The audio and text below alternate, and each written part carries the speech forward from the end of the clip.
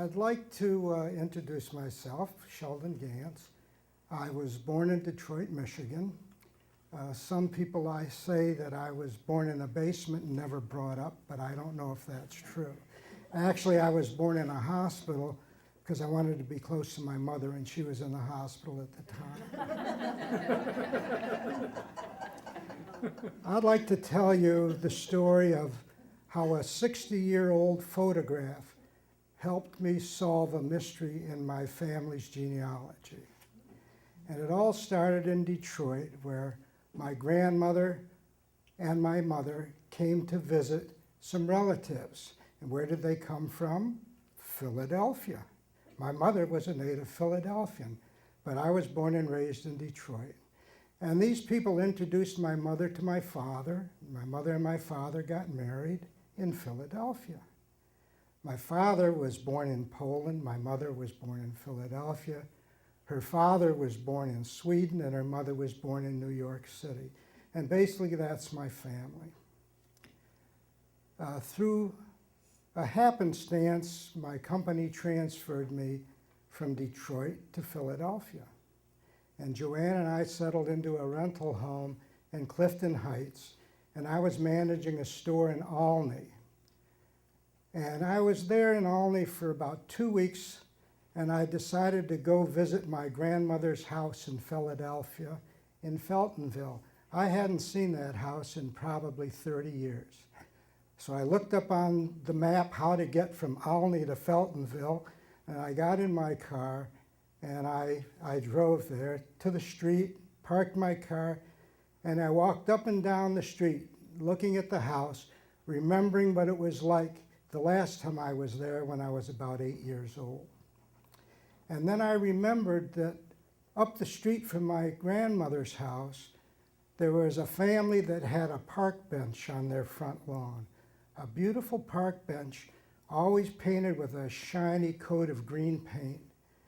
And I had never seen a park bench out of a park before. And I thought about that park bench, and I said, my God, it's 30 years later. I wonder if that park bench is still there. I'm sure those people are long gone. And I walked up the street, and be damned, that park bench was still there. And the beautiful green paint was rotted and peeling. The wood was all gnarled. The wrought iron was rusted. And it just proved to me that it's very difficult to go back. But you can go back in genealogy, and you can search your roots. My brother, who lived in Detroit, brought me a box of mementos after my father's passing. And in this box of mementos were a lot of papers, army papers, things like that, and a series of photographs. And the photographs were captioned, Du Bois, PA, 1929. Where the hell is Du Bois, Pennsylvania? I had never heard of Du Bois, Pennsylvania. Anybody here ever hear of Du Bois, Pennsylvania? Do you know where it is? Yes. Anyway, I looked at this one major photograph, had 30 people in it. 30 people. And I'm looking and I'm saying, this must be my family. And I saw my mother and father in the picture. And I saw my grandmother and my grandfather in the picture, and an aunt and an uncle and a cousin. But that was all. I didn't know who any of the rest of the people was, and it was my goal to try and find out. But was there anybody else left in the world living that could tell me who those people were in a 60-year-old photograph? Now, one of the people, as I mentioned, was my cousin, and he lived in Broomall. He was in the photograph, but he was 9 or 10 years old and remembered nothing about it when I showed him the photograph.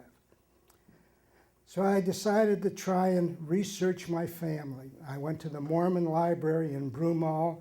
They're very helpful, and they don't proselytize. And then I went to the National Archives branch in Philadelphia at 9th and Chestnut, and I started going through the microfilm, looking for some trace of my family.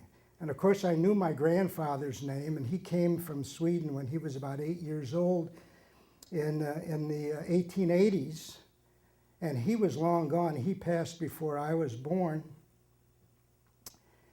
And I started searching for his name. And I found his application for naturalization.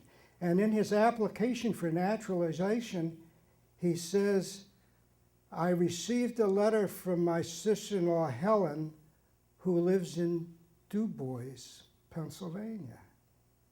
And she said that I'm not a citizen, that my father never became a citizen. And his father's name was Philip. They called him Phil, and he came here with 6 children from Sweden, and he was a widower. Anyway, I sent this photograph to a cousin that I found in my research.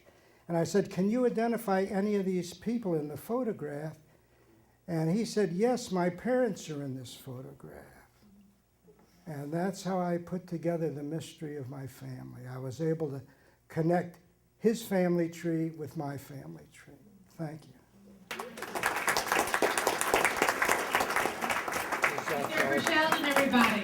Thank you. Thank you.